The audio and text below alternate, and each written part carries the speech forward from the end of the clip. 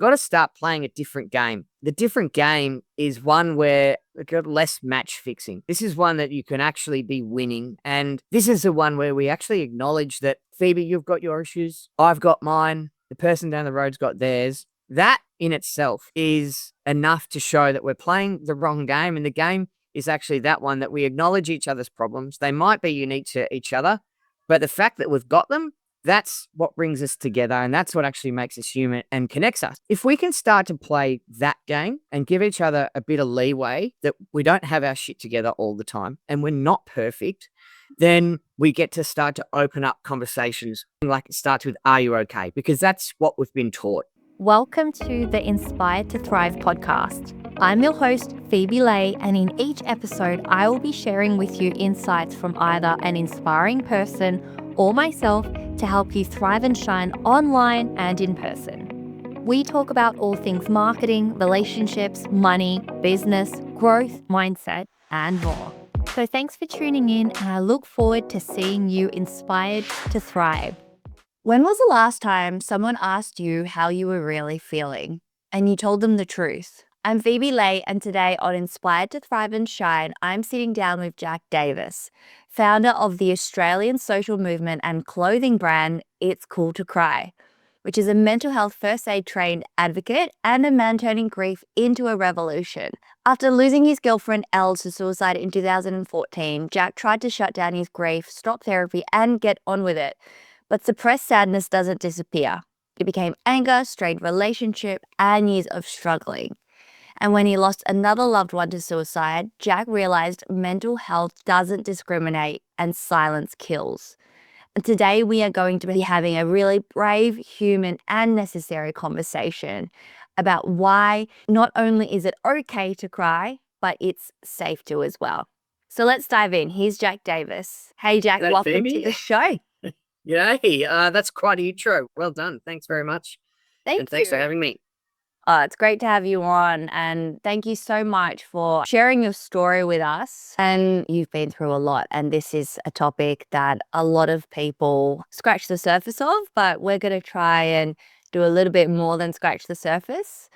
So I wanted to start by maybe getting you to take us back to 2014 and specifically, what was Elle like, and how do you, looking back, are there signs that we can kind of look to, or were there any signs, and is this something that people can avoid or mitigate? First of all, great question about asking for Ellie, and I think that's important that we remember Ellie and remember the people that have died by suicide or died anyway, because they are a big part of our lives and they deserve to be spoken about. Their names deserve to be in the room with us. But you asked what Ellie was like, and Ellie, on paper or on face value, she was young and social. Ellie had mates from primary school, from her high school, her uni, all of her jobs. Ellie had a loving and supportive family, beautiful home, beautiful, safe upbringing, a mum that gave and still gives one of the world's best hugs, and a sister that she could laugh with and share things with, a dad that loved her to bits. Ellie was bright,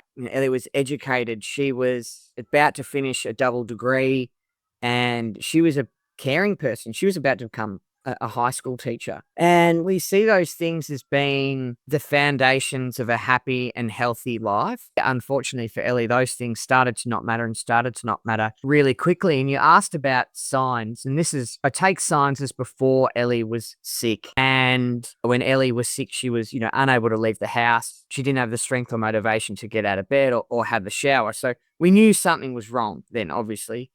But I think your question's really important about seeing signs, and I want to be careful what I say here, but I think it's very easy in hindsight, if we look back forensically, yes.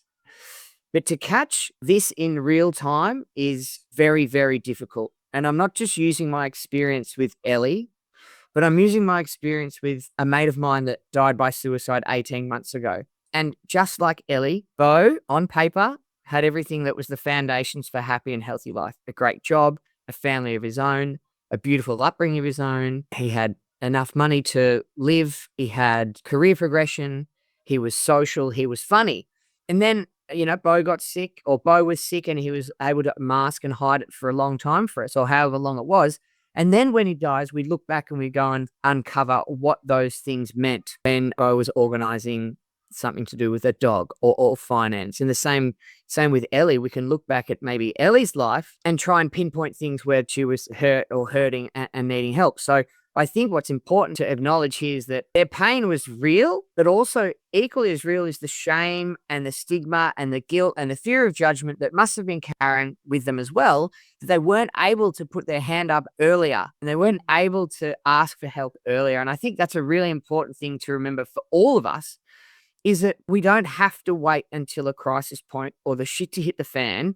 We are allowed to go and speak about things on our mind, our struggles or our issues before they become overwhelming, because we don't want to be ending up getting to a crisis moment or something that's, a lot bigger than it should be. So how would people start those conversations? What would you suggest for young people that are teenagers in their 20s and 30s, really growing up in this social world? We are instantly connected to each other through social media, but we're also connected to digital and the messages that it shares and the way people are always projecting their best selves. How would people start that conversation? Yeah, well, I love a few of the things that you mentioned there, and especially at the end about projecting their best self. And this goes into a game which I think we're all playing, and I think it's the wrong game. It's the game that pretending everything's perfect. There's an issue with that game is that you can't win because perfection is impossible. And I think we're all aware that Instagram or Facebook and TikTok, they're our highlight reels. That's great. And this is what goes on for everyone else, but what goes on behind closed doors could be very, very different for some people. So I think straight off the bat, we've got to start playing a different game. And the different game is one where it's got less match fixing, let's say. This is one that you can actually be winning. And this is the one where we actually acknowledge that, Phoebe, you've got your issues. I've got mine. The person down the road's got theirs. That in itself is enough to show that we're playing the wrong game. And the game is actually that one that we acknowledge each other's problems. They might be unique to each other, but the fact that we've got them, that's what brings us together. And that's what actually makes us human and connects us. So if we can start to play that game and give each other a bit of leeway that we don't have our shit together all the time and we're not perfect, then we get to start to open up conversations like that. So the typical conversation would be in this day and age is something like it starts with, are you okay? Because that's what we've been taught. There's another way to start the conversation. And the way that I like to come from this is the complete opposite of, are you okay? And it comes from a point where rather than waiting to be asked the question and us giving the answer to, are you okay? We actually have the confidence and we're empowered enough to ask the question ourselves. And the question becomes something like, I'm not okay. Can you help? I'm not okay. Can you support? I'm not okay. Can you listen? And then we don't have to wait for someone to ask us, because it might be the wrong person, the wrong time of day, might not have slept. There might be someone over our shoulder. We don't want to hear it.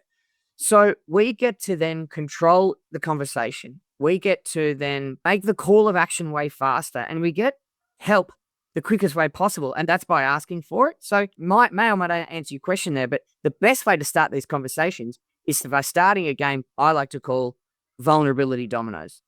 Yeah. Because if I can be vulnerable and fall over, then the next person can, and then the next person can, and then the next person can. That's really, really true. And I think starting with, are you okay? It's such a brushed off statement. I think if someone asked me if I was okay and I wasn't, and I was putting on a mask to say that I was, that wouldn't be the question that would get me to open up. Whereas somebody else showing vulnerability is a great way for another person to share their vulnerability. And I've actually never heard anyone give this kind of response or answer. So thank you, Jack, because I think that's fantastic. If we all started with maybe sharing about what is really going on in our lives and our challenges and go beyond the surface, it allows another person to do the same. So yeah, that's fantastic. Yeah, and you're spot on. And I'm not having a go at Are You Okay? I actually think Are You Okay? We've got a lot to be thankful for Are You Okay? Like, they've been at the forefront for this for years and years,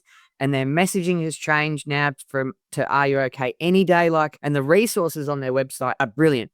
And it's a very important part of the equation. But the other part of the equation is us being able to tell and say and admit and go forth and be able to ask the question and get the answers ourselves rather than wait. They both belong, but there's another way that we can do it, and that's by putting our hand up first. Yeah, that's absolutely true. I want to also touch on emotions because that's a huge part of this conversation today. I guess I firstly wanted to ask, how long did you live with that suppressed grief before it started to show up? And what did it show up as? What were some of the signs for you that were perhaps missed at the time? This is a great question and been something that I've unpicked for years. And it wasn't until that suppressed emotion, because I prematurely halted the grieving process a few months after Ellie's death. And I just told myself not to be sad, because if I was sad, then I couldn't be happy. And if I wasn't happy, then people didn't want to hang out with me, or I wasn't showing up as the best person. But that in turn backfired, because by suppressing and bottling the sadness, it came out in unhelpful ways. And for me, that was anger. So I saw patterns in myself, not, it might have been 5 or 6 years after Ellie's death, where I was noticing how like angry and bitter and hot headed I was around people that I loved, like family, friends, colleagues at work. And it was that when I was like, I just don't think this is the person that I want to be. It had changed. It had actually recommitted myself to my default operating system, which I thought was just happy, happy, happy, angry, happy, happy, happy, angry, which I paired that experience with Ellie with my home life growing up, which was from a very loving home, but like high energy, high octane, high emotions, high anger. And I just thought that's who I was. So it took me a little while to realize what was going on and not being happy with it. So I took myself back to therapy and teased out, what is this? What is this? What am I doing? And came to the conclusion that I was withholding emotions and it was coming out in unhelpful ways. So even then, that's when I think there was like a second batch of grief happening. And I would find myself watching TV shows and movies and hearing stories and be in absolute bits. And I hadn't done that for years. And this went on for ages. And I still remember now, this was only 3 years ago. So, maybe 7 or 8 years after Ellie's death, and just being in bits on the couch, watching shows and being so upset. And I think part of that was the content, but also part of maybe some unresolved grief that I was still holding on to. And now I think that whilst grief will stay with me forever and grief stays with us forever, it does become easier to deal with on a day-to-day, week-to-week basis. It's still something that, you can't shake. I think that's just part of life. And the grieving process will go on forever, but it becomes a lot easier and reactions to it can become more comfortable or more helpful compared to, what I did back in the past. Yeah, absolutely. And I think that you're spot on there about the fact that grief can bleed through into other areas if you don't fully tackle it. And a lot of the time, people think that they've dealt with grief. I remember when I lost my grandpa, I thought I'd dealt with grief. And I thought, okay, this is enough. Like 6 months or 10 months is enough. It's time to start dog sitting now. I needed to have pets around and I started dog sitting, and then I eventually got my Evie, my girl. It wasn't until years later that I hit my rock bottom and I realized I actually hadn't fully dealt with my grief. Then that was when I really started to fully process and allow grief. So I would like to know, for those that might feel that this is something, maybe they resonate with some part of this, but they're like, well, what next? What does that mean? So how do we handle grief? How do we deal with grief? I know you're not a therapist, but as a human, how did you manage it for yourself? Cool. I'm going to draw a picture and I'll explain the picture at the same time for the people that can't watch. Anyone that is listening, if you want to watch this episode, it's available on Spotify and YouTube in a video form. I'll explain what I'm drawing at the same time. So what I want to try and do is understand grief. Grief's really confusing. And I feel the only way I can describe grief is sadness multiplied by confusion. That's the easiest way for me to try and grasp it. And then another way to grasp it is with a picture. So I'm going to draw a box here. This box, a square. This is a square, right? And that square is our life. Then when grief hits, and that's just day-to-day activities. And when grief hits, let's picture this grief as a big circle. The circle sits inside that grief box, right? Or the life box. And then because it's early after the death or the loss of the pet, a job, a relationship, whatever that relationship to grief might be, that circle of grief hits, because it's so big, it hits the line of life a lot. And when it hits the line of life a lot, it hurts. When you remember that person or hear that song, drive past the restaurant or the street or smell that smell, that's when that pang of grief hurts. So that would be very early on. Then as time goes on, the grief itself stays, the box of life stays. However, the ball of grief gets smaller, which means it hits the box of life less and less often. It doesn't mean that it hurts less, though. So the ball of grief will still hit. It just hits less often, but it hurts just as much. So that's my quick and dirty ways of trying to explain and understand what grief is, how it works. Now, no one wrote the book for Jack Davis on how to grieve, and no one wrote the book on how Phoebe Lay grieved. So I have a couple of pointers here in that whatever feels right, lean into it. And if it feels like you need to run or paint or sit with it, whatever that is, lean into that. If that's what feels right to get you through the tough moments, go ahead and do that. Where there's an asterisk against that is that you are allowed to take intentional breaks from grieving. You could be so sad for so long, you're like, nah, bugger this. I need to go and cook. I need to go watch football. I need to do whatever it is just to take that intentional break from grieving, which is a very different thing from I want to play golf all day so I don't have to think about grief. They're very, very different. Or I want to run all day. Or I want to paint all day so I don't have to think about grief. And the next day I'm going to paint so I don't have to think about grief. I'm going to cook so I don't have to think about grief. They are distractions and they will mask what we actually need to do, which is sit with this really uncomfortable, sad, and shit emotion called grief. And you and I have both just described ways that it backfired on us by not leaning into it at the time, and eventually it caught up with us.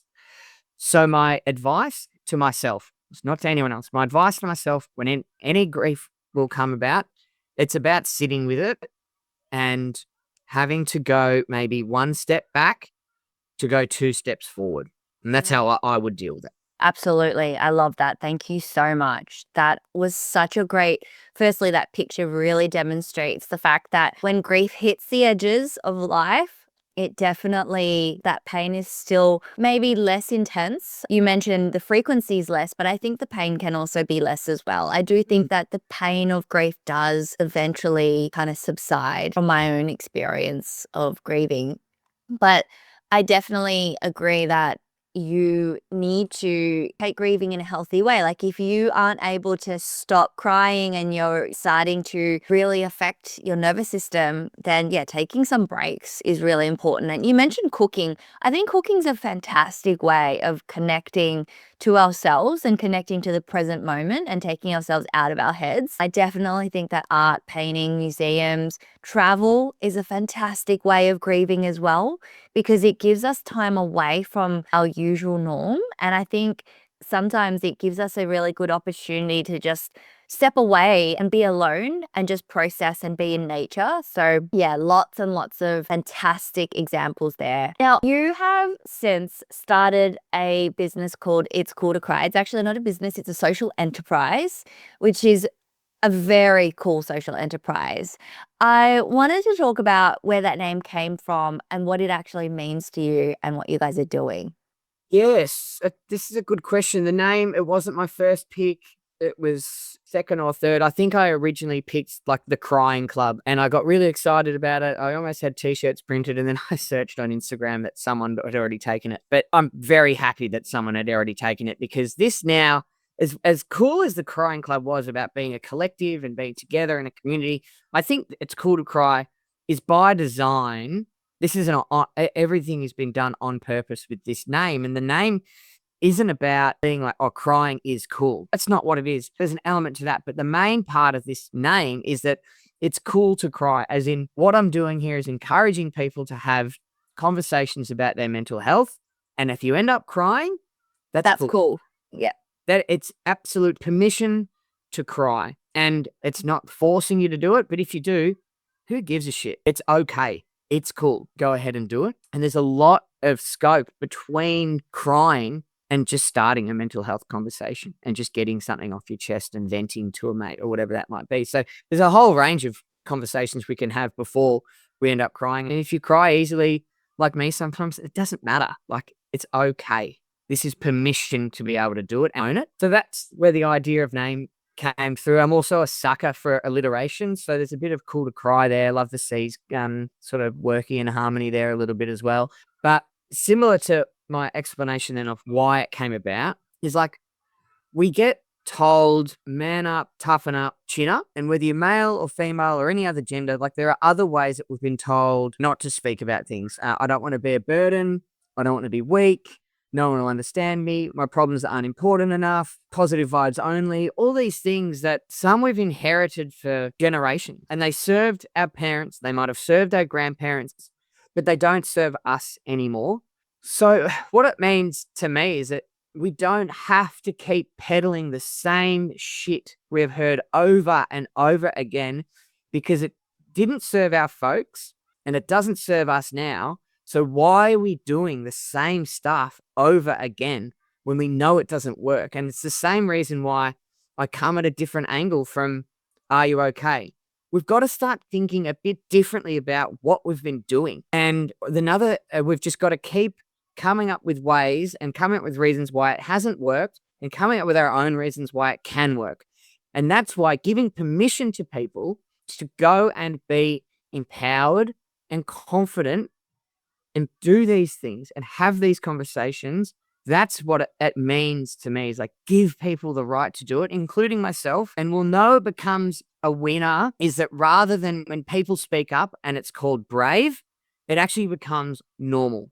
If people speak up now, it's brave, which is great and it's fine. But then if you're telling people to be brave, it means they've got to conjure up something and they've got to put their balls on the line, or their head on the chopping block and say, oh, I've got to be brave now. Where actually these conversations really should just be normal. And I've gone on a tangent there, but that's what it means to me. Like, that's where we've got to get to. It can't be brave. It's got to be normal. I literally had this conversation with someone who I really care about a month and a bit ago, just before you and I started talking, which is phenomenal. And I didn't really know what to say to this. My first entry level to like dealing with my stuff was when I was 17 years old. I was a complete wreck before that, I think. But I was all together in high school, being cool, doing all the cool things that you do as a high school teenager. And I remember bottling up a lot of grief and disappointment from my childhood, from things that had occurred in my family and things like that. And I first started to realize how freeing it was to cry in church. And you wouldn't really think that church is a place where people cry, but it is, especially when you go to one I think I go to one of the most modern churches in Australia, and everyone there at the time were like teenagers, and it was really heartfelt, and it was something that really connected me to my emotions. And I remember sharing that with someone who I deeply care about, who's male. And he said to me, so good on you for being vulnerable, but I have a slight rebut to the crying. And I think sometimes a man needs to take a warrior or stance, though. Those were his exact words. What would you say to that? And is that true? I'd just ask him why. Like, what makes him believe that? What makes him believe that he needs to have a warrior stance? I suppose he said sometimes. And, maybe there is maybe there is times where men, women, all genders, they just need to, I don't know. You'd have to ask him, like, why would he believe that? And there's probably some very easy reasons to figure out why he would believe that. It's because the same reasons I said before, we're not told that we can do this. Suicide was a crime not long ago. It's a crime in a lot of countries. It's frowned upon. It was a taboo topic for so long, and you weren't supposed to talk about it, so you never spoke about it, so you never practiced it. This is why. You keep your things private. If it's mental health, you're crazy or you're on crazy pills. Like, there's all these things that we still carry on from generations where they were doing the best they can, but they didn't understand it like we do now. So to continue what they believed in is silly. So I understand where the guy's coming from, but it'd be interesting to know why he believes that. And then you can figure out, well, how can we unpick that? Where's the logic that we can poke holes in? Yeah, and I think you're right in that there is a lot of passed down from many generations where parents do say, don't cry, you're not allowed to cry, that kind of thing. It's crazy. And it obviously does have a long-term effect on people. And as a society, we still need to work through. And the mission of It's Cool to Cry and the movement that you've created is really creating waves. And that's what I really love about a social enterprise like yours. And the fact that you are making mental health acceptable. I don't think your brand is necessarily saying like, it's cool to cry. Like if you're not crying, you're not cool. I think it's saying what it means is it's acceptable to cry and it's normal. And that's cool. I love that. I really love the slogan. I love the shirt that you've given me. And I remember wearing it to a dinner one day just to ignite a conversation. So, I think that the clothing is igniting conversations and it's starting to spark those topics that normally people just kind of brush over. Thank you so much. And I want to wrap this up by hearing more about what's coming up in It's Cool to Cry, whether it's the t-shirts or the hoodies, like how people can get around this movement, and also pickleball. Yeah, of course. Have to talk about pickleball. So, yeah, Phoebe, thanks for all your kind words. And whatever I do with It's Cool to Cry, it's about getting conversations happening. And you'll see a lot of taglines on socials and on my website saying making mental health cool. And again, that's not about getting a graphic designer to slap great logos on trendy clothes. This is about making mental health more approachable. And if we make it more approachable, we'll talk about it. If we talk about it, we'll get comfortable with it. We'll get cool with our mental health. So that's what making mental health cool is about. And it fits under the merch that mental health advocates can wear and start conversations in ad hoc, informal ways, just like you did recently. It can be around the corporate workshops that I run, updating people's attitudes around their own mental health and giving them the tools to have great conversation, or whether it's community events and fundraising events like the pickleball event thrown a fortnight ago, where we had 80 people playing pickleball, and then halfway through we ran them through a conversations and connections workshop. So we were able to mix physical health with mental health, put 80 odd strangers in a room and gently, safely, but quickly break down barriers to why we can't meet people because of our own beliefs, or we can't talk about our own feelings because of our own antiquated and outdated and harmful beliefs. Wow, thank you so much for sharing that. I love this community that you've built and that you are nurturing. And yeah, I just think that it's super, super important and it's so brave as well, especially when you are talking about, you are having conversations that are as serious as suicide. And everything from the wheel of emotions, where you were showing me that you discuss the wheel of emotions, which is on the screen for anyone that's watching. And it is just such a powerful thing to practice, to have, for us to really sit down, take some time out and take the time to unpack with ourselves what are we actually experiencing. And I think that's something that we should be having a conversation about on a regular basis and really reflecting on daily. We're so attuned to jumping out of bed and like just being on complete autopilot that we sometimes forget to just stop and think and go, am I actually okay? Is it normal that I'm sleeping in so much? Or is it normal that I'm not having so much energy? Or is it normal that I don't want to see my friends? Or is it normal that my friend is being so quiet? Is he or she doing okay? And you're really teaching us how to, I guess, bring that into everyday life. So yeah, I just want to acknowledge and thank you for what you are doing and for this mission that you are on. I just think it is so powerful. And lastly, I just wanted to ask, what's something that people can do to, I guess, get involved? What are some events that are coming up, or how can people be a part of this community apart from the obvious, which is checking out It's Cool to Cry on social media and jumping on your website for the merch? Thanks, Phoebe, for this opportunity. My first ask for people is nothing to do with me. It's more to do with them. And that's to stop comparing their mental health to other people's, because that's one of the biggest blockers that we've got out there. Someone else has it worse, because I guarantee someone else will always have it worse. So that cannot be a reason that cannot be a reason we use to not talk about our mental health, because someone will always have it worse. So please stop using that and stop comparing our mental health. Whatever pain tolerance we can cope with is what we can cope with. It's relevant to us. So please do that first and foremost.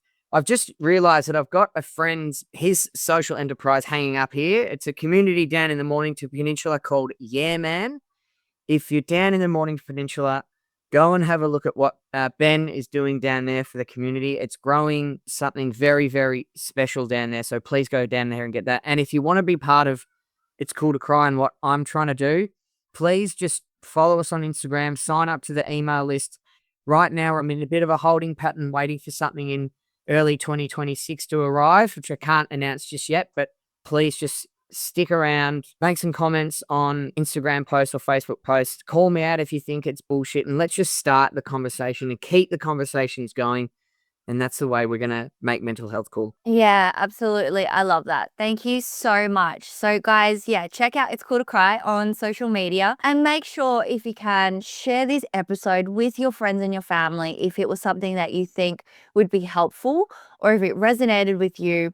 The more we get this message out there to the community, the more impact that it has. And you just never know, you could literally save someone's life.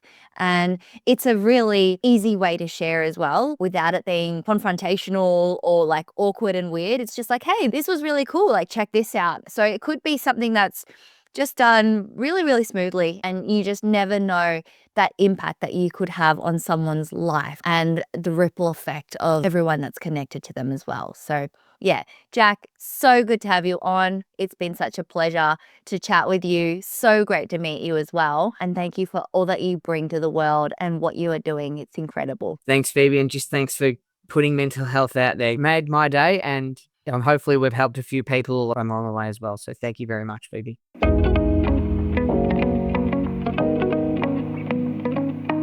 So thanks for tuning in, and I look forward to seeing you inspired to thrive.